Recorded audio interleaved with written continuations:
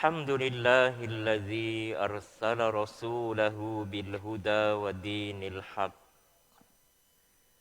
ليظهره على الدين كله وكفى بالله شهيدا والصلاة والسلام على أشرف الأنبياء والمرسلين وعلى آله وصحبه أجمعين. سبحانك لا علم لنا إلا ما علمتنا إنك أنت العليم الحكيم ولا حول ولا قوة إلا بالله العلي العظيم.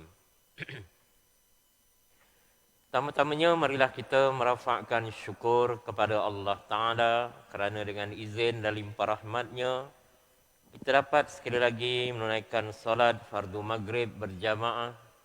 Dan marilah saya mengajak diri saya dan kepada sidang jamaah sekalian untuk sama-sama kita niat i'tikaf.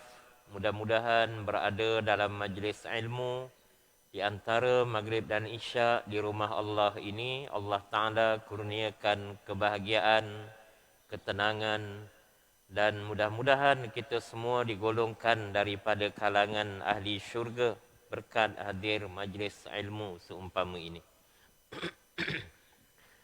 InsyaAllah tuan-tuan sekalian, pada malam ini saya ingin membawa satu petikan daripada kitab yang diterbitkan oleh Pejabat Mufti Wilayah Persekutuan, iaitu kitab Al-Kafi li Al-Fatawi,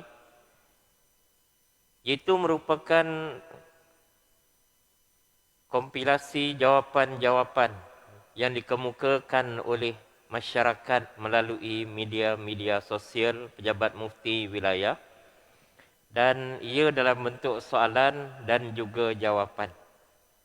Soalannya, apakah hukumnya seorang anak membaca surah Al-Mulk? Apakah hukumnya seorang anak membaca surah Al-Mulk dan menyedekahkan pahalanya untuk kedua orang tua yang telah meninggal dunia? Adakah arwah si mati akan turut mendapat kelebihan fadilat daripada surah Al-Mulk yang dibacakan oleh anaknya tadi? Soalan yang hampir serupa, adakah sampai pahala ganjaran surah Yasin yang dibacakan oleh anak dan juga mungkin dia menjemput jamaah masjid ataupun jamaah surau selepas daripada solat fardu di masjid atau di surau, ataupun anak tersebut jemput datang ke rumah membaca surah Yasin termasuk juga membaca tahlil, pahalanya disedekahkan kepada arwah si mati. Adakah pahalanya, sedekah pahalanya sampai kepada si mati berkenaan? Menjadi suatu kebiasaan di negara kita, di Nusantara ini, sama ada di Malaysia, di Brunei, di Singapura, di Indonesia, di selatan Thailand dan sebagainya, apabila hampir sahaja masuk ke dalam bulan Ramadan, kebiasaan masjid dan surau mengadakan majlis-majlis tahlil seumpama ini malah disebut sebagai tahlil perdana. Senarai penerima, senarai peserta, menyenaraikan di kalangan mereka yang telah meninggal dunia, termasuk ayah dan ibunya. Dan mohon kepada imam dan para jamaah semua untuk membacakan surah Yasin dan juga tahlil arwah. Adakah persoalannya sampai kepada pahala ganjaran, dan surah Al-Mulk ini fadilat kelebihannya sampai kepada si mati ataupun tidak? Sebab ada di kalangan kita golongan-golongan yang mempersoalkan amalan-amalan yang dah menjadi kelaziman kebiasaan ini. Mereka menyatakan tahlil, talqin, menyambut Maulidur Rasul sallallahu alaihi wasallam, membaca doa pada akhir tahun Muharram dan awal tahun Muharram, ya, dan juga mengadakan majlis sambutan ma'al hijrah. Semuanya ini adalah bid'ah, dan semua perkara bid'ah itu adalah sesat, ya, dan kerana tidak pernah dilakukan oleh Nabi sallallahu alaihi wasallam. Di mana kita dapat lihat perkara ini disebarkan dalam media-media sosial, YouTube, ya, oleh kelompok-kelompok tertentu. Mereka menghukum apa sahaja yang Nabi tidak pernah buat, maka ia adalah sesat, ia adalah bid'ah, dan melarang daripada masyarakat meneruskan perkara berkenaan. Setengah-setengah tempat bukan sekadar mereka menyatakan bid'ah, tetapi menambah bid'ah, sesat, masuk neraka dan sebagainya. Pertama sekali kita kena lihat apakah yang dimaksudkan perkara bid'ah. Bid'ah adalah perkara baru dalam agama yang Nabi tak pernah buat ketika Nabi masih hidup. Dan kita yang berpegang dengan akidah ahli sunnah wal jamaah meyakini bahawa bid'ah ini terbahagi kepada dua bahagian. Satu yang disebut sebagai bid'ah hasanah, bid'ah yang baik, bid'ah yang diharuskan, yang dibolehkan. Satu lagi adalah bid'ah dolalah, bid'ah yang sesat, bid'ah yang dilarang di dalam agama. Inilah penjelasan yang dibuat oleh Al-Imam Asy-Syafi'i, pengasas kepada mazhab Syafi'i, dan ulama-ulama lain, di antaranya Al-Imam An-Nawawi, apabila menyatakan bahawa bid'ah hasanah itu ialah perkara baru dalam agama yang Nabi tak pernah buat, tetapi dianya tidak bertentangan dengan Al-Quran dan tidak bertentangan dengan hadis Nabi sallallahu alaihi wasallam, maka dengan sebab itu dibenar, diharuskan, dibolehkan. Contohnya, Sayyidina Umar Al-Khattab, seorang sahabat Nabi, ya, di kalangan Khulafaur Rasyidin yang ketiga, yang memulakan solat tarawih 20 rakaat. Di zaman Rasulullah sallallahu alaihi wasallam, solat tarawih adalah 8 rakaat. Sayyidina Umar di zamannya memulakan solat tarawih 20 rakaat. Maknanya Sayyidina Umar buat perkara bid'ah. Tetapi perkara bid'ah yang dilakukan oleh Sayyidina Umar, ya, iaitu solat tarawih 20 rakaat, menyanggahi apa yang dilakukan oleh Nabi sallallahu alaihi wasallam 8 rakaat, ia suatu yang disebut sebagai bid'ah yang baik, bid'ah hasanah. Sampailah kepada kita hari ini, buat 8 boleh, buat 20 pun boleh. Dalam perkara-perkara sunat seumpama ini, ya, ikutlah, ya, lebih banyak tuan-tuan sekalian, sekiranya mampu, itu yang, ya, dia boleh lakukan. Yang keduanya, di zaman Sayyidina Abu Bakar As-Siddiq, di zaman Nabi sallallahu alaihi wasallam, Al-Quran, tuan-tuan sekalian, dia tidak ditulis. Al-Quran, tuan-tuan sekalian, yang saya pegang ini, ya, dia tidak ada pada zaman Nabi sallallahu alaihi wasallam. Ditulis 30 juzuk, 114 surah, 6236 ayat. Kerana apa? Nabi melarang menulis Al-Quran. Sebab apa? Quran masih turun. 13 tahun Quran turun di Mekah. 10 tahun Quran turun di Madinah. Quran, tuan-tuan sekalian, berhenti turun dengan kewafatan Nabi sallallahu alaihi wasallam. Dan tidak ada keperluan, tuan-tuan sekalian, Quran ditulis kerana Nabi masih hidup. Sahabat-sahabat umat Islam yang ada masalah, kemusykilan agama, mereka boleh terus jumpa Nabi dan mendapat pencerahan, penjelasan hukum daripada Nabi. Ya, Al-Quran dihafal oleh para hufaz Al-Quran di dada-dada mereka. Timbul masalah apabila Nabi wafat. Dalam masa yang sama, 70 orang hufaz Al-Quran syahid dalam satu peperangan. Jadi Sayyidina Abu Bakar As-Siddiq panggil sahabat-sahabat besar di kota Madinah, tanya pandangan mereka. Dan mereka bersepakat, bersetuju ya, bahawa Quran perlu ditulis supaya umat Islam boleh membaca Al-Quran. Bukan sekadar 5 tahun, 500 tahun akan datang, 5,000 tahun akan datang. Bermula di zaman Sayyidina Abu Bakar ditulis Al-Quran, siap di zaman Sayyidina Osman.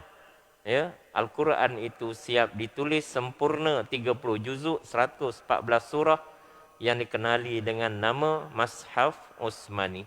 Ini perkara bid'ah, tapi bid'ah hasanah, bid'ah yang baik. Ya. Ada orang mempertikaikan tahlil. Tahlil itu apa dia? Tahlil itu la ilaha illallah. Ya, la ilaha illallah. Tasbih apa dia? Subhanallah. Tahmid apa dia? Alhamdulillah. Takbir apa dia? Allahu Akbar. Jadi majlis tahlil ya ialah ya, kita membaca kalimah la ilaha illallah yang dimulai dengan membaca Al-Fatihah. Kemudiannya surah Al-Ikhlas, Qul huwallahu ahad. Kemudiannya surah Al-Falaq. Kemudiannya surah An-Nas. Kemudiannya surah Al-Fatihah semula. Kemudiannya tuan-tuan sekalian, 10 ayat pertama daripada surah Al-Baqarah. Alif Lam Mim Zalikal Kitab. Kemudiannya 10 ayat di pertengahan surah Al-Baqarah yang dikenali dengan nama ya, Ayatul Kursi. Allahu la ilaha illa huwal hayyul qayyum sampai habis. Kemudiannya 10 ayat terakhir daripada surah Al-Baqarah. Ya, lillahi ma fis samawati wa ma fil ard sampai habis. Kemudian la ilaha illallah. Ikut imam lah. Ada imam yang baca 1000. Ada imam yang baca 100. Ada imam yang baca 33. Ya. Dan diakhiri dengan doa dan kemudiannya makan. Itu ada juga tuan-tuan, makan jamuan dan sebagainya. Allahu a'lam. Ya.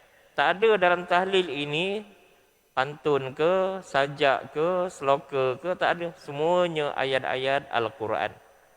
Kalimah la ilaha illallah yang disebut oleh Nabi SAW. Man qala la ilaha illallah dakhalal jannah. Siapa yang menyebut lafaz kalimah tiada Tuhan melainkan Allah, nescaya dia akan dimasukkan ke dalam syurga.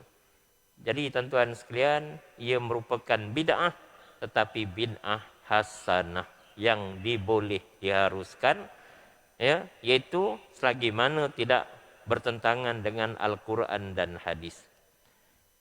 Yang keduanya disebut sebagai bid'ah dolalah, perkara baru dalam agama yang bertentangan dengan Al-Quran dan hadis. Kita solat, kita semayang 5 waktu sehari semalam. Solat yang wajib. Subuh sampai isyak. 5 waktu. Bila ada kelompok Syiah yang mendakwa solat ni 3 waktu sahaja. Itulah subuh, zuhur, asar jamak, maghrib, isyak jamak. Ini sesat tuan-tuan sekalian. Bila ya, kumpulan yang menggelar diri mereka PMYT, perjalanan mimpi yang terakhir, yang mendakwa dia dapat ya, berjumpa dengan Nabi dan para malaikat secara jaga. Ya.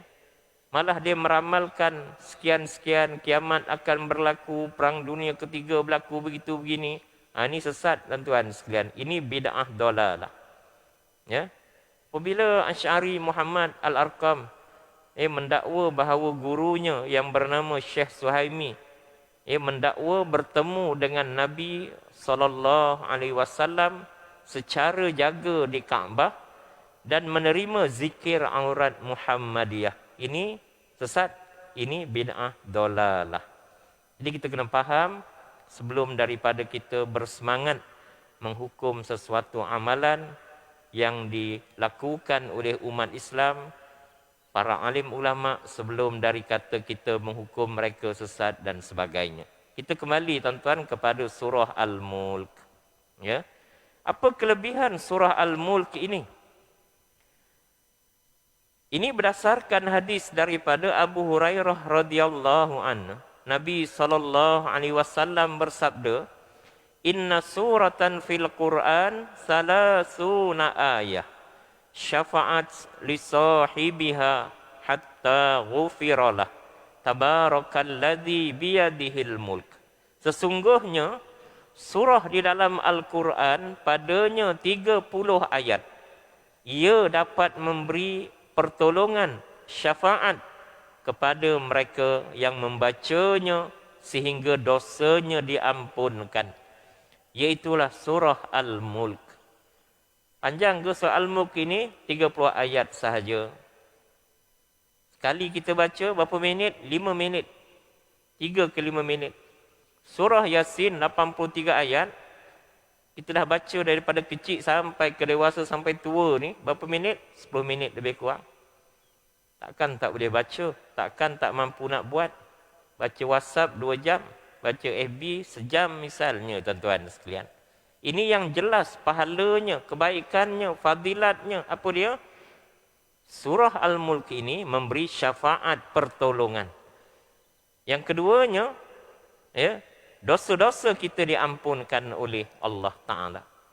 Maka rebut peluang. Jangan tinggalkan. Di saat kita menyambut ketibaan Maulidur Rasul sallallahu alaihi wasallam, kita bukan sambut batang tubuh Nabi Muhammad, tapi yang kita sambut, kita hayati, kita amalkan sunnah yang ditinggalkan baginda. Antaranya surah Al-Mulk ini Nabi tak pernah tinggalkan. Setiap malam sebelum tidur Nabi akan baca surah Al-Mulk. Dan dalam satu riwayat yang lain, surah Al-Mulk dan surah Al-Waqi'ah. Sunat je Ustaz. Kenapa kita sibuk sangat? Ini ada orang yang patah semangat. Tahajud sunat, duha sunat, baca selawat sunat, baca surah Al-Mulk sunat, ya, baca Quran sunat. Sunat je, bukan wajib pun. Jadi akhirnya kita, tuan-tuan sekalian, ya, mindset kita kata apa? Lah tak apa, tak baca pun tak apa. Kita tuan-tuan kena betulkan mindset kita. Apalagi dalam keadaan umur macam saya, 54, 53, 60, 70, ya. Yang, ya, orang Melayu kata apa tuan-tuan? Rumah kata pergi, kubur kata mari. Yang giginya pun dah kurang tuan-tuan sekalian, matanya pun dah 4 misalnya. Ya, yang tuan-tuan rambutnya dah metalik banyak. Ya, sepatutnya perkara yang sunat ini kita wajibkan pada diri kita.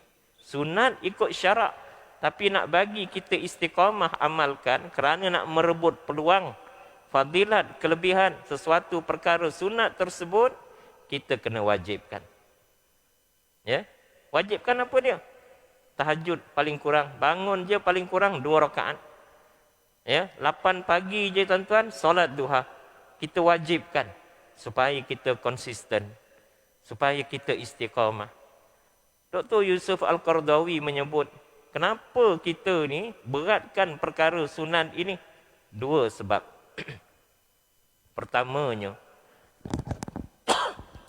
Pertamanya tuan-tuan sekalian, untuk mengikuti perbuatan dan sunnah Nabi sallallahu alaihi wasallam. Ya. Inilah, ya, penghayatan daripada Maulidur Rasul. Bukan kita berarak, bukan kita berselawat semata-mata, tapi amalan-amalan yang Nabi buat, kita sedaya upaya kita lakukan. Antaranya surah Al-Mulk setiap malam. Ya, kerana apa? Mencontohi perbuatan sunnah Nabi. Laqad kana lakum fi Rasulillah uswatun hasanah. Allah Ta'ala sebut dalam Al-Quran, ya, sesungguhnya bagi kamu pada diri Nabi SAW contoh ikutan yang terbaik. Apa dia? Antaranya Nabi, amalan harian Rasulullah baca surah Al-Mulk. Ya. Nabi tak ada dosa tuan-tuan. Confirm masuk syurga. Ya, tapi kenapa Nabi semayang sampai tuan-tuan sekalian pecah-pecah apa ni tuan-tuan sekalian, tumit kakinya, Kenapa Nabi baca surah Al-Mulk setiap malam? Kerana nak memberikan hikmah pengajarannya kepada kita umat yang banyak dosa ni. Buat. Jangan kita tinggalkan. Ini perkara sunnah, ya, yang tuan-tuan sekalian semua orang boleh buat. Jadi macam mana kita nak buat supaya konsisten istiqamah? Wajibkan diri kita. Kalau kita tuan-tuan tiap-tiap hari ada appointment, masuk dalam diary kita, masuk dalam Google kita, masuk dalam tuan-tuan telefon kita, ada alarm dan sebagainya, buat macam tu tuan-tuan. 8 pagi bunyi je, tahu dah. Ya, duha kita kena buat paling kurang 2 rakaat. 5 pagi je tuan-tuan, bangun tuan-tuan sekalian, mandi itu ini, solat tahajud. Wajibkan tuan-tuan sekalian. Akhirnya kita rasa lazat, seronok bila buat perkara-perkara sunat. Yang kedua, kata Dr. Yusuf Qardawi, kenapa buat perkara sunat ini? Yang keduanya kerana menampung kekurangan amalan-amalan wajib kita. Siapa boleh confident, siapa boleh confirm, siapa boleh jamin, ya, amalan wajib mereka confirm pahala penuh. Apa amalan wajib? Sembahyang 5 waktu sehari semalam. Alhamdulillah kita datang ke Masjid Surau, 27 rakaat, 27 pahala ganjaran. Musim PKP hampir setahun tuan-tuan duduk di rumah. Ya. Alhamdulillah kalau mereka berjamaah dengan anak isteri mereka. Tapi di saat suami, bapa, ya, semayang tuan-tuan sekalian, anak leka main game lagi. Isteri leka lagi dengan rancangan masakan ataupun tanam pokok begitu begini dan sebagainya. Dah kurang dah. Ya. Jadi macam mana nak menampung kekurangan amalan yang wajib ini? Buat perkara sunat. Buat perkara sunat. Ya. Wallahu a'lam. Hadis yang kedua. Daripada Ibnu Abbas radhiyallahu anhuma, beliau menemui Nabi SAW lalu berkata, "Ya Rasulullah, inni darabtu khibai ala qabrin wa ana la ahsibu annahu qabrun fa idza fihi insan yaqra'u surah tabarakal mulk hatta khatamaha." Faqala Rasulullah sallallahu alaihi wasallam, "Hiyal mani'ah hiyal munjiyah tunjihi min azabil qabr." Apa yang disebutkan oleh sahabat yang bernama Ibnu Abbas radhiyallahu anhuma ini? Ya Rasulullah, satu hari sesungguhnya aku menggali tanah tanpa aku menyedari ia adalah kubur. Dia gali tanah tuan-tuan, ya. Rupa-rupanya kubur tanah tersebut. Kita di Malaysia ni nak tahu dia kubur tidak, senang je, signboard besar. Ya. Kawasan perkuburan Presin 20. Tahu dah kubur lah tu. Bukit Kiara tuan-tuan. Raudatul Sakinah, kubur Smart tuan-tuan, on the way jalan ke Karak Highway tuan-tuan. Ada batu nisan.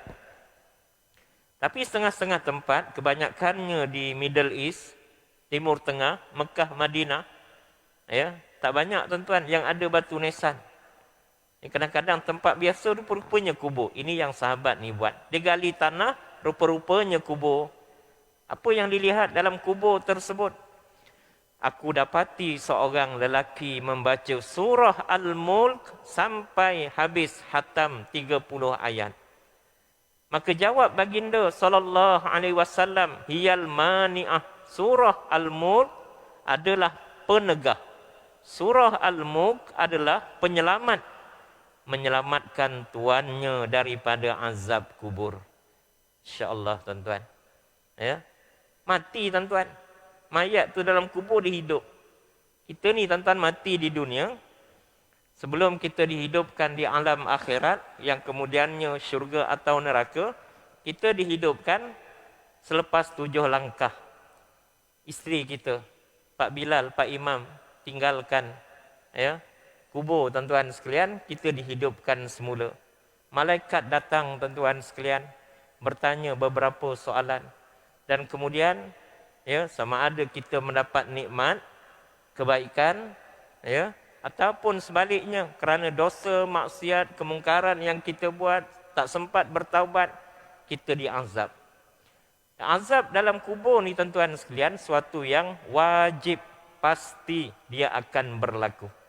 Ini akidah kita ahli sunnah wal jamaah.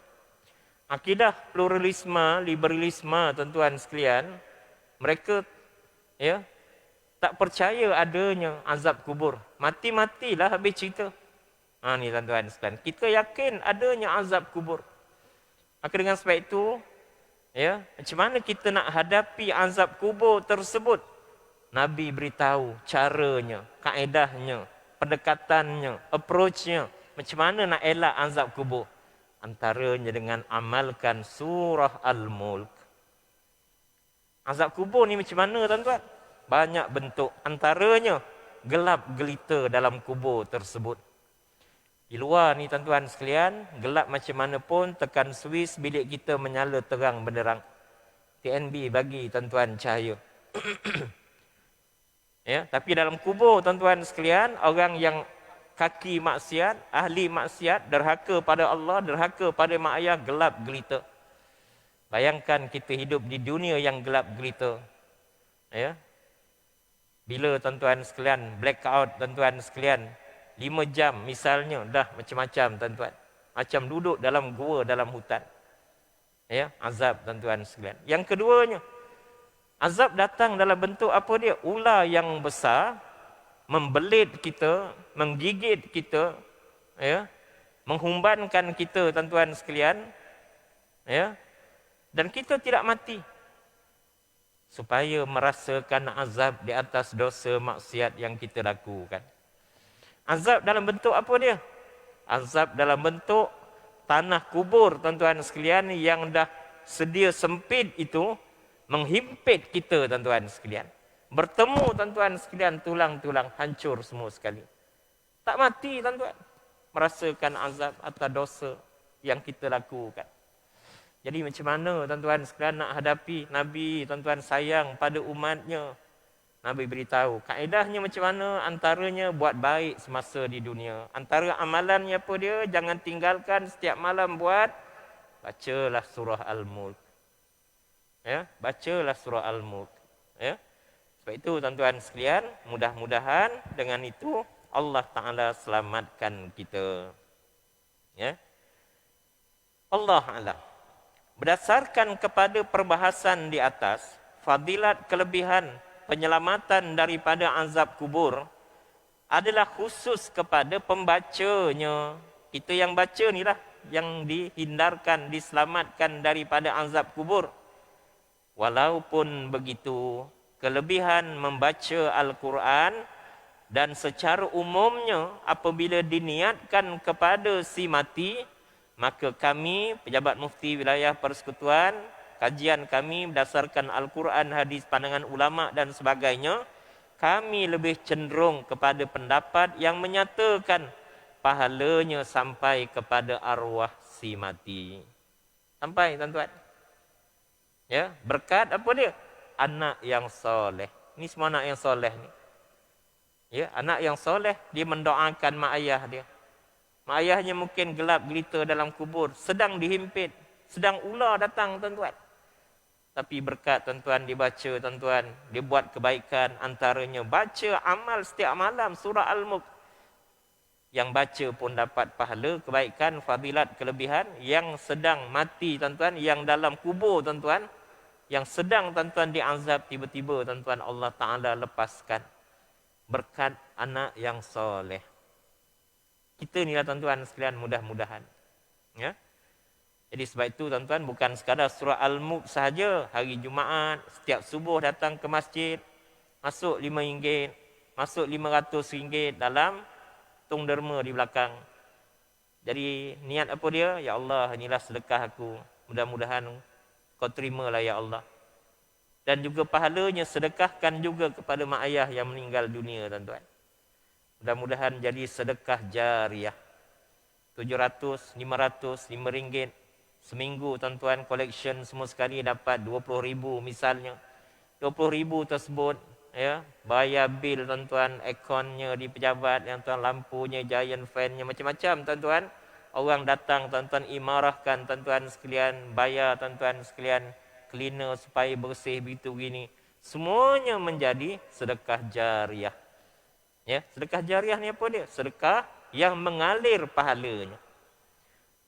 Orang-orang multi level marketing, dia ya, dia kempen masuk dia punya grup supaya tuan-tuan ya, untung kaya dan sebagainya. Apa kempen dia? Ya, tidur pun duit masuk. Yang ni tuan-tuan, kempen sedekah ni tuan-tuan sekalian, ya, bukan sekadar tidur duit masuk, mati pun tuan-tuan sekalian pahalanya berterusan kerana sedekah jariah. Kan sekadar kita sahaja yang dapat manfaat kelebihan mak ayah kita dalam kubur sana. Orang dulu tuan-tuan tak mampu nak bina sebuah masjid 200 juta macam masjid ini, masjid kampung 10 juta misalnya. Apa yang mereka sumbangkan? 5 kampit simen. Ya, apa yang mereka sumbangkan? Ya, kayu misalnya untuk buat dinding, untuk buat tuan-tuan zinc dan sebagainya. Saya pernah jumpa hamba Allah tuan-tuan, tiap-tiap masjid lama ni dia ada tiang serinya. Apa yang dia buat? Dia tebang balak dalam hutan tuan-tuan sekalian, pikul tuan-tuan sekalian. Kenapa ni? Nak bagi sedekah, buat masjid, mampunya 1 tiang. Ada 4 tiang misalnya, orang lain buat. Selagi mana tuan-tuan dimanfaatkan untuk rumah Allah, orang sembah Allah jadi masjid, sedekah jariahnya berterusan walaupun dia dah mati ribuan, ratusan, puluhan tahun tuan-tuan sekalian. Ini yang disebut oleh Nabi SAW. Apabila mati anak Adam itu, dia akan tinggalkan semuanya sekali kecuali 3. Sedekah jariah. Sedekah yang mengalir pahalanya sampai ke dalam kubur. Ya, sampai ke dalam alam akhirat. Yang kedua, ilmu yang bermanfaat dengannya. Tak semua orang ada ilmu agama. Yang ada ilmu agama, sampaikan, nasihatkan orang supaya jadi baik. Pegang agama. Saya bukan basic agama, Ustaz. Saya tak ada background agama. Saya engineer, saya lawyer, begitu begini. Ya, sudah pasti dia ada ilmu dalam bidang dia. Dia ada ilmu dalam kehidupannya yang dia pegang. Macam mana dia boleh berjaya dan sebagainya. Sebarkan pada masyarakat. Ya, dia ada ilmu apa dia? Dalam bentuk petua-petua misalnya. Macam mana nak masak sekampung 300 orang, nasi tidak mentah, nasi tidak basi. Ada petua dia. Ya, macam mana nak bagi daging kerbau yang liat tersebut jadi lembut? Masuk panadol je Ustaz. Ya, masukkan apa ni, akar pokok sekian-sekian tuan-tuan sekalian. Ini ilmu tuan-tuan. Selagi mana diamalkan, sudah pasti dia akan membawa manfaat kelebihan. Dan yang kita nak bincang dalam konteks kita malam ini, anak yang soleh, yang sentiasa mendoakan mak ayah dia. Allahumma ighfir lana zunubana wali walidina warhamhuma kama rabbayani shaghira. Jangan lupa sebagai anak. Mak ayah masih hidup ataupun mak ayah telah meninggal dunia, paling kurang kirim doa kepada mereka. Sampai tuan-tuan sekalian, berkat doa anak yang soleh. Buat amalan kebaikan tuan-tuan sekalian, sedekah begitu begini dan sebagainya. Niat tuan-tuan sampaikan pahala tadi juga kepada arwah mak ayah yang telah meninggal dunia. Sebulan yang lalu kami di Pejabat Mufti Wilayah Persekutuan mengadakan program sempena Ma'al Hijrah. Dan antara yang kami jemput adalah pengasas satu syarikat korporat yang terkenal di negara ini yang bernama Al-Ihsan Sport. Tuan Haji Ali Hassan. 3-4 hari lalu dia baru dapat anugerah Maulidur Rasul peringkat wilayah persekutuan. Dia membekalkan barangan sukan untuk seluruh Malaysia. Ada lebih 100 daripada 100 lebih outlet cawangan di seluruh Malaysia. IOI Mall ada, di Alamanda ada dan sebagainya. Pembekal tuan-tuan sekalian, pemegang lesen bagi tuan-tuan jersey, barangan sukan, Liverpool, Manchester United dan macam-macam lagi. Ya. Bila kita tanya tuan-tuan, apa rahsia dia boleh berjaya macam tu, macam ni, dia boleh asaskan daripada 1 outlet sampai 100 lebih. Keuntungan sudah pastilah berjuta, mungkin bilion dan sebagainya. Dia kata, saya pegang 3 perkara Ustaz. Apa dia? Sedekah. Jangan lupa setiap hari bersedekah. Sikit banyak tak kira. Apalagi ya, dalam keadaan kukuhnya kewangan syarikat, dia kata dia ada 7 orang ustaz yang kerjanya tiap-tiap hari cari tempat untuk bersedekah. Masya Allah tuan-tuan. Dia yakin satu ayat di dalam Al-Quran. La in syakartum la azidannakum. Sesiapa yang bersyukur dengan nikmat, dengan rezeki yang dikurniakan oleh Allah, dia keluarkan zakat dan dia keluarkan sedekah, la azidannakum. Aku tambah banyak lagi. Ini yang dia yakin tuan-tuan. Sedekah 100,000, dapatnya 100 juta tuan-tuan sekalian. Jadi dia kata apa? Sedekahlah sampai kita jadi kaya. Jangan tunggu kaya baru nak sedekah. Yang kedua, jaga hak Allah. Solat. Semayang jangan tinggal. Kita jaga hak Allah, Allah Ta'ala akan cukupkan keperluan kehidupan kita. Setiap kali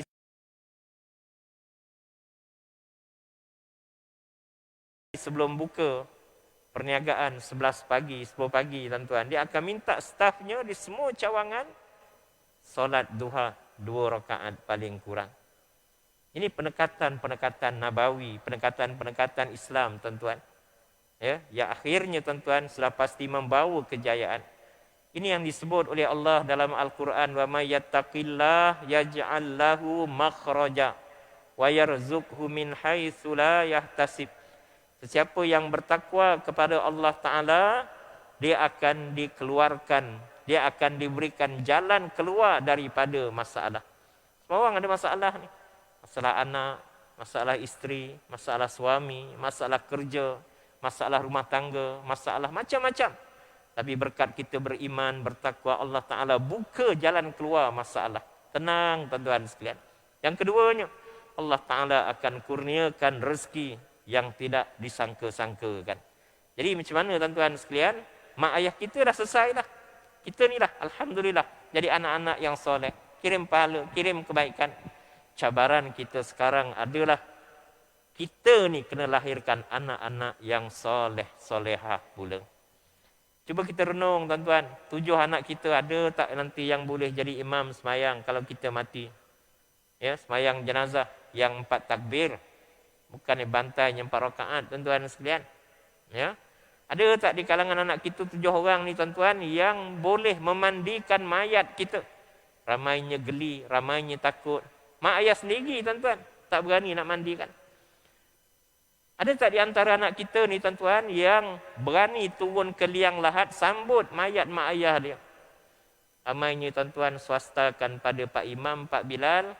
Dia rasa duit dia banyak, RM50 bagi tuan-tuan imam untuk jadi imam solat jenazah, cukup dah. Dia kat mana? Dia duduk belakang-belakang. Nakal sikit, mak ayah tengah solat jenazah tuan-tuan, disolatkan jenazah, saukuk samba je tuan-tuan sekalian. Yang penting apa dia? Harta pusaka mak ayah. Ni tuan-tuan sekalian. Jadi inilah cabaran kita pada hari ini. Mudah-mudahan tuan-tuan sekalian ada manfaat dan kebaikan untuk diri saya dan tuan-tuan sekalian. Mudah-mudahan kita dapat hayati di saat kita menyambut Maulidur Rasul ini, paling kurang bertambah 1 penghayatan kita. Setiap malam jangan lupa baca surah Al-Mulk. Niatkan pahala kebaikan yang juga kepada arwah mak ayah kita. Mudah-mudahan mereka dapat fadilat kelebihan, antaranya mereka dihindarkan daripada azab kubur. Wallahu a'lam. Aqulu qouli hadza wa astaghfirullahal azim. Wassalamualaikum warahmatullahi wabarakatuh.